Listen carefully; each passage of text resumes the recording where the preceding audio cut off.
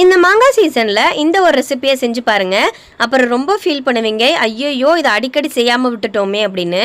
அந்தளவுக்கு ரொம்பவே டேஸ்ட் நாக்கில் ஒட்டிக்கிறோம். இது சாதம் சப்பாத்தி எல்லாத்துக்குமே ரொம்பவே ஆப்டாக இருக்கும். ஓகே, வாங்க இது எப்படி செய்யலான்னு பார்க்கலாம். இதுக்கு முதல்ல அடுப்பில் கடாய் வச்சு 3 டேபிள் ஸ்பூன் போல் ஆயில் ஊற்றி, ஆயில் நல்லா சூடானதுக்கப்புறம் ஒரு மாங்காவை 4 கட் பண்ணி இதில் போட்டுக்கோங்க. இப்போ மாங்காய் எல்லாத்தையுமே போட்டதுக்கப்புறம் 2 தக்காளியை நல்லா பழுத்த தக்காளியாக எடுத்து அதையும் நடுவில் நறுக்கி இந்த மாதிரி நடுவில் வச்சுக்கோங்க. ரொம்பவே சிம்பிளாகவும் டக்குன்னு ரெடி பண்ணிடலாம். 10 பல் பூண்டை நல்லா உரித்து இது மேலே போட்டுக்கோங்க. பூண்டு போட்டதுக்கப்புறம் காரத்திற்கு ஏற்ப 3 பச்சை மிளகாவை நடுவில் நறுக்கி இதையும் சேர்த்துக்கலாம். ஃப்ளேவருக்கு 2 கொத்து கருவேப்பிலையை போட்டுக்கோங்க. அடுப்பை ஃபுல்லில் வச்சுருங்க. மூடி போட்டு மூடி வச்சுக்கோங்க. நல்லா ஃபுல்லில் வச்சதுக்கப்புறம் லைட்டாக நல்லா இந்த அளவுக்கு தண்ணி விட்டு வரும். அந்த ஸ்டேஜில் காரத்திற்கேற்ப 1 டேபிள் ஸ்பூன் மிளகாய்த்தூள் போட்டு 1 டீஸ்பூன் போல் மஞ்சத்தூள் சேர்த்துக்கோங்க. மஞ்சத்தூள் சேர்த்து அடுப்பை லோ ஃப்ளேமில் வச்சு நல்லா மூடி போட்டு வேக வச்சுக்கோங்க. ஒரு 2 நிமிஷம் நல்லா வெந்ததுக்கப்புறம் இப்போ பாருங்கள், மாங்காய் மாம்பழம் கலர் வந்த மாதிரி நல்லா பழுத்த மாதிரி கலர் சேஞ்ச் ஆயிரும். தக்காளி உள்ள தோல் எல்லாமே எடுத்துக்கிட்டு வந்துடும். இந்த மாதிரி இடிக்க பயன்படுத்தி மேலே உள்ள தக்காளி தோலை மட்டும் எடுத்துருங்க. இந்த மாதிரி எல்லாத்தையுமே எடுத்து ஒரு பக்கம் எடுத்து வச்சுக்கோங்க. இப்போ தக்காளி தோல் எல்லாத்தையுமே எடுத்தாச்சு. மாங்காவை பாருங்கள், திருப்பி பார்க்கும்போது நல்லா இந்த அளவுக்கு வெந்திருக்கணும். முழுமையாக சூப்பராக வெந்திருக்கு. லைட்டாக அமுக்குனாலே நல்லா முழுமையாக வெந்திருக்கு. இப்போ தக்காளி எல்லாத்தையுமே ஒரு பக்கம் ஒரு பிளேட்டில் எடுத்து வச்சுக்கோங்க.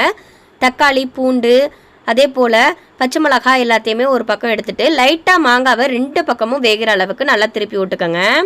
மாங்காவை பொறுத்த வரையும் இந்த அளவுக்கு நல்லா கலர் சேஞ்ச் ஆகி நல்லா ப்ரௌனிஷாக இருக்கணும்.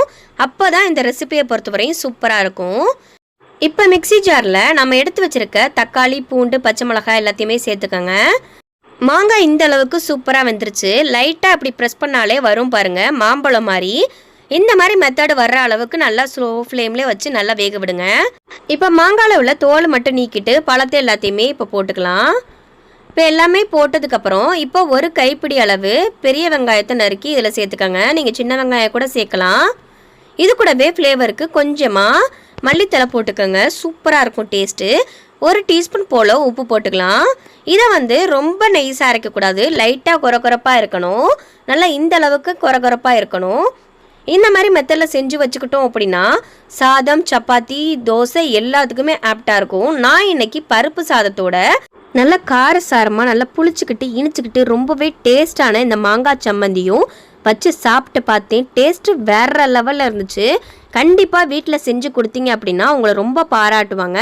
அடிக்கடி செய்யணும்னு தோணும். இது கூடவே சிக்கன் கிரேவியும் வச்சுருந்தோம். செம்மையாக இருந்துச்சு இந்த காம்பினேஷன். இதே மாதிரி வீடியோஸ் வேணும்னா நம்ம சேனலை தொடர்ந்து ஃபாலோ பண்ணிக்கோங்க. நெக்ஸ்ட் வீடியோவில் பார்க்கலாம்.